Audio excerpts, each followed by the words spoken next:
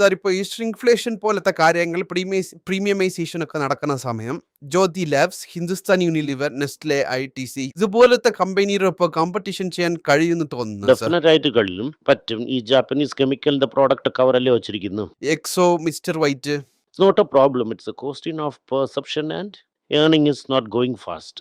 എന്തുകൊണ്ടാണ് PSC സ്റ്റോക്കിനെ കുറിച്ച് സംസാരിക്കുമ്പോൾ അത് ശരിയില്ല എന്ന് പറയുന്നു? പക്ഷേ SBI, ഇന്ത്യൻ ബാങ്ക്സ് പോലത്തെ ബാങ്ക് ഒക്കെ നോക്കുവാണെങ്കിൽ അതൊക്കെ നന്നായല്ലേ പെർഫോം ചെയ്യുന്നു. സ്റ്റോക്ക് മാനിപ്പുലേഷൻ ഒക്കെ നടക്കുന്നു എന്നാണ് ഒരു വ്യൂവർ ചോദിച്ചിരിക്കുന്നത് സാർ. നമ്മൾ സ്റ്റോക്ക് മാനിപ്പുലേഷൻ ഡെഫിനറ്റായി ഇരിക്കും. അതായത് ഗവൺമെന്റിൽ ഫ്രണ്ട്ലിയാ, A1 ഫ്രണ്ട്ലിയാലേ ഇരിക്കുന്നു.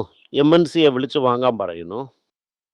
അവർ വാങ്ങുന്നത് നിർത്തുമ്പോൾ ഇറങ്ങിയത് 11 ബാങ്കിൽ നമ്മൾ റിപ്പോർട്ട് വായിച്ചായിരുന്നു. 8 ബാങ്കിന് ചെയർമാൻ തന്നെ അപ്പോയിന്റ് ചെയ്തില്ല. ഒരു കമ്പനിക്ക് ലീഡറേ ഇല്ലാതെ എങ്ങനെയാണ് ആ കമ്പനി നന്നായിട്ട് പെർഫോം ചെയ്യും? കമ്പനിക്ക് ലീഡറേ ഇല്ലാതെ കമ്പനി സൂപ്പറായിട്ട് ചെയ്യുമോ? സോ ചോയ്സ് നിങ്ങളതാണ്. എൻ്റെ അടുത്ത് ചോദിക്കുന്നത് ഞാൻ പറയുന്നു. നിങ്ങളുടെ ഒപ്പീനിയൻ. അതെ. അതുപോലെ ബാങ്കിൽ ഞാൻ 100 രൂപ പ്രോഫിറ്റ് ചെയ്തുവാണെങ്കിൽ 50 രൂപ ഡിവിഡൻഡ് എടുത്ത് 50 രൂപ എനിക്ക് തന്നാൽ തന്നെ എൻ്റെ ഈക്വിറ്റി ക്യാപിറ്റൽ ഗ്രോ ആകാൻ പറ്റും. എൻ്റെ റിസോഴ്സസ് നോക്കുകയാണെങ്കിൽ ക്യാപിറ്റൽ. സോ നീ ഡിവിഡൻഡായിട്ട് എടുക്കാതിരുന്നാൽ തന്നെ ക്യാപിറ്റൽ ബിൽഡപ്പ് ആവും. അതായത് 10 രൂപ പ്രോഫിറ്റ് എന്ന് വെച്ചാൽ 11 രൂപ ഡിവിഡൻഡ് നീ ചോദിക്കുവാണെങ്കിൽ അത് എങ്ങനെയാണ് സാധ്യം? ഒന്ന് ചോദിക്കാം. നിങ്ങൾ മനസാക്ഷിയോടെ നിങ്ങൾക്ക് ആര് വേണമെങ്കിലും ഉത്തരം പറയാം. SBI എല്ലാം പ്രൈവറ്റൈസ് ചെയ്തു. അക്കൗണ്ട് ഓപ്പൺ വഴിയെ എല്ലാത്തിനും പ്രൈവറ്റൈസ് ചെയ്തു.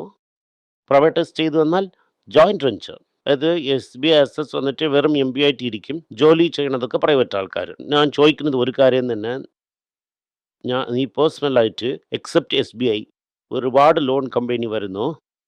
ആരെങ്കിലും SBI അല്ലാതെ വേറെ ആരെങ്കിലും വന്ന് നിന്റെ അടുത്ത് ലോൺ ഞാൻ തരാമെന്ന് വോളണ്ടിയർ ആയിട്ട് ഒന്ന് പറയുന്ന എനിക്ക് വരുന്നു sir. Public sector bank, I will be very surprised. Public sector bank loan വേണമെന്ന് ചോദിച്ചതില്ല സാർ. പ്രൈവറ്റ് ചോദിക്കുന്ന ഇല്ല.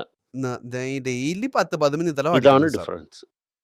സോ അവർ കസ്റ്റമറിനെ തേടി പോകുന്നു, ഇവരൊന്നും ചെയ്യുന്നില്ല അല്ലേ? ഇവർ ചെയ്യത്തില്ല എന്ന് വെച്ചാൽ ഇവർക്ക് കറക്റ്റ് 30-ാം തീയതി ശമ്പളം വരല്ലേ? അപ്പൊ ആറ്റിറ്റ്യൂഡ് ടുവേർഡ്സ് വർക്കാണ് മാറ്റർ അതെ, അല്ലേ ഈ ആറ്റിറ്റ്യൂഡ് ടുവേർഡ്സ് വർക്കാണ് ഇമ്പോർട്ടൻറ്റ്. സാർ? ഈ റിയൽ എസ്റ്റേറ്റ് കമ്പനിയൊക്കെ ഇന്നും ഒരുപാട് കമ്പനികൾ ഈ 52 വീക്ക് ലോയിൽ ഇരിക്കുന്നു. അപ്പോൾ അതിനകത്ത് ടിഫൻ കോഫി റേഞ്ചിലൊക്കെ കൺസിഡർ ചെയ്യാമോ? ഓക്കെ, തിരികെ ഞാൻ ചോദ്യങ്ങൾ ചോദിക്കാം. റിയൽ എസ്റ്റേറ്റ് ഇത് എന്താണ്? എന്നായാലും ഞാൻ വീട് കെട്ടാൻ പോകുന്നു, ശരി. കുറച്ചു നേരം ഇരി, കമ്പനി കെട്ടാൻ പോകുന്നു, ബിൽഡിംഗ് കെട്ടാൻ പോകുന്നു. ഓൾറെഡി ഇരിക്കുന്ന വീട്ടിന് തന്നെ ആളില്ലല്ലോ. ഇന്ന് സാർ എന്നാണ് അത് പോവും പിന്നെ 1 വർഷത്തിന്റെ ശേഷം. അതെന്താ സാർ 20 വർഷത്തിന് ശേഷം? ഡിക്ലൈനിങ് പോപ്പുലേഷൻ നീ തന്നെ കാണാൻ പറ്റുന്നില്ലേ നിനക്ക്? നീ ഇതിനുള്ള സ്റ്റാറ്റിസ്റ്റിക്സ് നോക്കുന്നല്ലേ ഡെയിലി ഇൻഫ്ലേഷൻ കുറഞ്ഞുകൊണ്ടിരിക്കുന്നു എന്ന്? അതില്ല എന്ന് അവർ പറയുന്നു. റീൽസ് ഒക്കെ നോക്കുന്ന സമയം, ഡബിൾ ഇൻകം നോക്കിറ്റ്സ് ഇതൊക്കെ നോക്കുന്ന സമയം. ബോസ്, നീ എന്ത് വേണമെങ്കിലും പറയാം. റീപ്ലേസ്മെന്റ് 2.1, ഇത് UN പറഞ്ഞത്, അതായത് യുണൈറ്റഡ് നേഷൻ പറഞ്ഞത്. ഒരു പേരന്റിന് 2.1. നിന്റെ അച്ഛന് ജനിച്ചത് 2 കൊച്ചാണ്, റീപ്ലേസ്മെന്റ് ഇല്ല. 2.1 വന്നാൽ തന്നെ you are contributing, you are not stabilising the population. നമ്മളെ വീട്ടിൽ അച്ഛൻ്റെ അടുത്ത് നിന്ന് എല്ലാവർക്കും 2 പിള്ളേരാണ്. അതിൽ എത്ര പേരാണ് കൺട്രി വിട്ട് പോയി? ആൽമോസ്റ്റ് 50%. ഒരു 15 കസിൻ ഇരുന്നെന്ന് വെച്ചോ, ഇതിൽ 8 പേരെങ്കിലും വെളിയിൽ ചെന്നു. ഇതിരിക്കുന്ന 7 പേര് തന്നെ. അപ്പോൾ പോപ്പുലേഷൻ കുറയാതെ എന്താണ് ചെയ്യുന്നു? അപ്പോൾ ഇത് കാരണം റിയൽ എസ്റ്റേറ്റ് ബൂം വാങ്ങത്തില്ലെന്ന് പറയുന്നത് സാർ. ഡിമാൻഡാണ് കാര്യം. ഇപ്പോൾ റിയൽ എസ്റ്റേറ്റ് വെച്ച് നീ എന്തൊക്കെ ചെയ്യും? വീട് കെട്ടും, കട കെട്ടി വാടകയ്ക്ക് വിടും, കോംപ്ലക്സ് കെട്ടും. ഓക്കെ, പിന്നെ അത് ആവശ്യം ഉണ്ടെങ്കിൽ മോർട്ടേജ് ചെയ്യും. അത്രയും തന്നെയാ. ഞാൻ ഇൻകമ്മിനാണ് ചോദിച്ചത്. ഇടയിൽ അവസാനം എപ്പോഴാണ് നീ സാധനം എടുത്തത്? സ്വിഗ്ഗി, ബ്ലിങ്ക്ഇറ്റിൽ ഓർഡർ ചെയ്തതൊക്കെ എത്രയാ? കടയിൽ വാങ്ങുന്നത് എത്രയാ? 10 വാങ്ങുവാണെങ്കിൽ 8 സ്വിഗ്ഗിയിലാണ്. നിനക്കല്ലേ? എല്ലാവർക്കും അതാണ് പ്രശ്നം. കുറഞ്ഞതൊരു 50-50 എന്ന് കൂടെ വയ്ക്കാം. അടന്ന് പോയി ആ ചിക്കൻ വാങ്ങിയിട്ട് വരാമല്ലോ. അത് നടക്കൂല സാർ. അപ്പൊ എങ്ങനെയാണ് ആ കട പോകും സാർ? പക്ഷെ ഇന്ന് പുതിയതായിട്ട് കടമൊക്കെ തുറന്നുണ്ടല്ലേ സാർ ഇരിക്കുന്നു? ഓടത്തില്ലല്ലോ. Okay sir. ഒന്നായ രണ്ടാമത് കാര്യം വീട് കെട്ടി വാടകയ്ക്ക് വിടാം. എത്രയും വീട് എടുക്കുന്നതെന്ന് നോക്കുന്നതാണ്. സാർ എന്നെ വിട്ടാൽ മതി സാർ. റിയൽ എസ്റ്റേറ്റ് വേണ്ട സാർ. വേണ്ട sir real estate. To teach you fundamentally നീ ചിന്തിക്കണം. തിയേറ്റർ പോയി, മാൾ പോയി. കാരണം എന്തെന്ന് വെച്ചാൽ the way you shop, then the way you are entertaining, then way you are staying. 50 lakh രൂപയ്ക്ക് വീട് കിട്ടുവാണെങ്കിൽ അത് ഡീസൻ്റ് ആണ്. 10 ലക്ഷം രൂപയ്ക്ക് വീട് കെട്ടണമെന്ന് വരുവാണെങ്കിൽ ഡെഫിനറ്റായിട്ട് എല്ലാവരും വീട് വാങ്ങും. 10 ലക്ഷം രൂപ വീടും കെട്ടിയിട്ടുണ്ട്. ചെങ്കൽപ്പെട്ടിലിരുന്ന് ഇവിടെ ജോലിക്ക് വരണം എന്ന് പറയുവാണെങ്കിൽ എങ്ങനെയാണ് വരും? ഇതേ ഒരു 5-6 വർഷത്തിന് മുമ്പ് 20 ലക്ഷം രൂപയ്ക്ക് വീട് പറഞ്ഞായിരുന്നു. ഇപ്പോൾ വന്നിട്ട് 40 ആയിരിക്കുന്നു സാർ. അതെ. അപ്പോൾ ഒരു 50 ലക്ഷം ഇട്ട് വാങ്ങുവാണെങ്കിൽ ഇന്ന് അതേ റേറ്റിൽ നോക്കുമ്പോൾ 50 ലക്ഷത്തിന് വിൽക്കൂല. 20 ലക്ഷം രൂപ 25 ലക്ഷം രൂപയ്ക്ക് തന്നെ വിൽക്കും. ഇതിന്റെ മേലിൽ ഞാൻ ഇതിൽ ചോദ്യങ്ങൾ ചോദിക്കത്തില്ല. ഇല്ലെങ്കിൽ പിന്നെ സാർ എന്റെ മേലിൽ തന്നെ ഇനി ഞാൻ എന്ത് ദേഷ്യപ്പെടും. പറയാൻ വരണെന്ന് വെച്ചാൽ ഇതിൽ ഏതൊരു പ്രയോജനവും ഇല്ല എന്നാണ് പറയുന്നത്. മനസ്സിലാകുന്നു സാർ. സാർ അടുത്ത കാര്യം, ഈ ഹോൾഡിംഗ് കമ്പനീസെ കുറിച്ച് ഒരുപാട് ദിവസം കൊണ്ട് സാർ സംസാരിച്ചില്ല. അത്താ ഇൻവെസ്റ്റ്മെന്റ് ഈ ഹോൾഡിംഗ് കമ്പനിയെ നോക്കുമ്പോൾ എന്തെന്ന് വെച്ചാൽ ഒരുപാട് ദിവസത്തിന് കയറൂല, കിണറ്റിലിട്ട കല്ല് പോലെ ഇരിക്കും. നിങ്ങൾ തമിഴ്നാട് മെർക്കൻഡൈൽ ബാങ്കിന് തന്നെ കരഞ്ഞായിരുന്നു, കയറിയില്ല, എങ്ങനെയാണ് കയറുമോ ഇല്ലയോ എന്നൊക്കെ കരഞ്ഞു. അപ്പം അത് കയറിയ ഉടനെ നിങ്ങൾ അതിനെക്കുറിച്ച് സംസാരിച്ചേ ഇല്ല. അടോ വന്ന് നെറ്റ്കോ സ്റ്റാർട്ട് അപ്പ് കമ്പനി എന്ന് പറഞ്ഞ ഉടനെ എല്ലാവരും എന്നെ വെച്ച് ട്രോൾ ചെയ്തു. ഇന്നത് 1000 കഴിഞ്ഞ് എവിടെയോ പൊയ്ക്കൊണ്ടിരിക്കുന്നു. വാങ്ങിയവർക്കൊക്കെ വളരെ പ്രോഫിറ്റാണ്. ആരും അതിനെക്കുറിച്ച് ഒന്നും പറയൂല. ഇപ്പോൾ സ്റ്റാർട്ടപ്പാ സ്റ്റാൻഡപ്പാന്ന് ആർക്കും ഒന്നും അറിയൂല.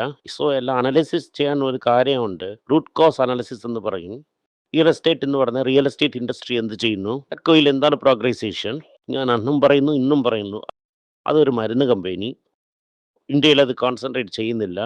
ഇന്ത്യയിൽ കുറവായിട്ടുള്ള സെയിൽസാണ്. ഇന്ത്യയിൽ വെള്ളക്കാർക്കൊക്കെ ഹൈലി കോസ്റ്റ്ലി ഡ്രഗിന് ചീപ്പായിട്ട് മാനുഫാക്ചർ ചെയ്ത് അവർ സപ്ലൈ ചെയ്യുന്നു. അതാണ് അവരുടെ ബിസിനസ്. ഇന്ത്യയിൽ മാനുഫാക്ചർ ചെയ്തു അമേരിക്കയിൽ വിൽക്കുന്നു. ഫസ്റ്റ് ഇന്ത്യയിൽ കുറയുന്നു. റിസർച്ചിന് എൻ്റെ മാൻ പവർ കാസ്റ്റ് കുറഞ്ഞുകൊണ്ടേയിരിക്കുന്നു. റിസർച്ച് ചെയ്ത ഡ്രഗിനെ കോപ്പി അടിച്ച് അമേരിക്കയ്ക്ക് തിരികെ വിൽക്കുന്നു. ഇത് സ്റ്റാർട്ടപ്പ് ഇന്ത്യ സ്റ്റാൻഡപ്പ് ഇന്ത്യക്ക് എന്തെങ്കിലും ബന്ധം ഇരിക്കുന്നു. അപ്പോൾ ആ കോസ്റ്റ്ലി ഡ്രഗിനെ വാങ്ങാൻ തന്നെ ചെയ്യും. ആ കോംപ്ലക്സ് ഡ്രഗിനെ ഇവനെ കൊണ്ട് തന്നെ കോപ്പി അടിച്ച് ചെയ്യാൻ പറ്റും. കോപ്പി അടിച്ച് ചെയ്യുന്നു, പ്രോഫിറ്റബിൾ ആയിട്ടിരിക്കുന്നു. കൺസിഡർ ചെയ്തോന്ന് ചോദിച്ചപ്പോൾ കൺസിഡർ ചെയ്ത് ഇന്ന് പ്രോഫിറ്റബിൾ ആയിരിക്കുന്നു. തൊഴിൽ സൂക്ഷ്മം അത്രയും തന്നെ അല്ലേ സർ? അത്രയും തന്നെ നേടിക്കോരുത്. ഇൻട്രസ്റ്റിംഗ് ആ ഒരു ചോദ്യം ഒരാൾ ചോദിച്ചായിരുന്നു. അതായത് നമ്മൾ ഏത് കാര്യം വാങ്ങിയാലും നമ്മൾ അതിനെ കമ്പനി ഷെയർ ആയിട്ട് നോക്കണം എന്ന് പറഞ്ഞായിരുന്നു. ഞാൻ ഒരു ഹാർഡ്വെയർ കട വച്ചിരിക്കുന്നു. ക്രാംപ്ടൺ ഗ്രീസ് ഫിനോലെക്സ് കേബിൾസ് എണ്ണ വാങ്ങുന്നു. ക്രാംപ്ടൺ ഗ്രീൻസ് ഫാനോ അല്ലെങ്കിൽ അത് സംബന്ധമായിട്ടുള്ള സാധനങ്ങൾ തന്നെ വാങ്ങുന്നു. ഒരുപാട് കസ്റ്റമേഴ്സ് വന്ന് ഏഷ്യൻ പെയിന്റ്സ് തന്നെ വാങ്ങുന്നു. അപ്പൊ ഇന്നുള്ള തീയതിക്ക് ഏഷ്യൻ പെയിന്റ്സ് കുറച്ച് കോസ്റ്റ്ലി ആണ്. 3 ഷെയർസിനെ കുറിച്ചുള്ള സാറിന്റെ ഒപ്പീനിയൻ എന്താണ്? അതായത് ഒരു ഹാർഡ്വെയർ കടക്കാരർ അവർ വിൽക്കുന്ന സാധനങ്ങൾ അനുസരിച്ചാണ് ഷെയർ ചോദിക്കുന്നത്. ഏഷ്യൻ പെയിന്റ്സ് വന്നിട്ട് ബാദ്ഷായിട്ട് ഇരുന്നു. അപ്പോൾ ഇന്നൊരു പെരിയ പ്ലാന്റ് വന്ന് അവർ പീസ് ആയിട്ട് കട്ട് ചെയ്യുന്നു. വാല്യുവേഷൻ വളരെ ഹൈ ആയിരുന്നു. ഫിനോലെക്സ് 2 കമ്പനി ഇരിക്കുന്നു. Ownership problem. ഇത് കസിന് ഗുസ്തി വെച്ചുകൊണ്ടാണ് ഇരിക്കുന്നത്. ഇന്നിൻ്റെ ഹോൾഡിംഗ് മൂവ്മെൻ്റ് അകത്തിരിക്കുന്നു. അതിനെ നോക്കി കൺസിഡർ ചെയ്യാൻ പെർഫെക്റ്റ് ആണത്.